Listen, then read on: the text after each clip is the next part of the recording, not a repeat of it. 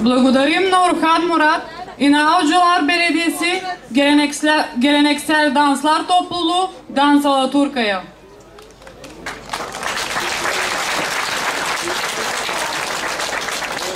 Уважаеми гости, позволете ми да дам думата на домакина на този прекрасен митинг събор, кмета на община Каолиново, господин Нида Ахмедов.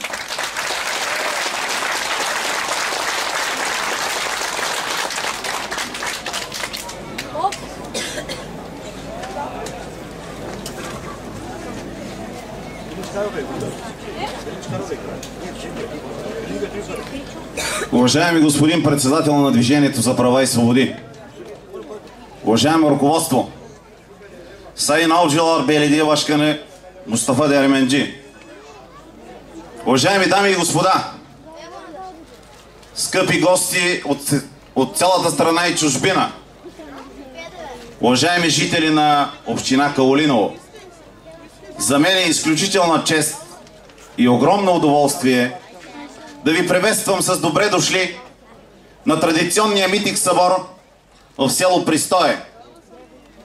Уважаеми господин председател, уважаеми дами и господа, село Пристое не е случайно село. От това село преди 24 години България направи първите си стъпки към демократичното развитие на страната ни. От това село се направиха първите стъпки към края на диктатурата на Тодор Живков. Аз се надявам на 12-ти всички заедно от село Пристое да дадем първият тласък, първите стъпки за края и на режима Бойко Борисов.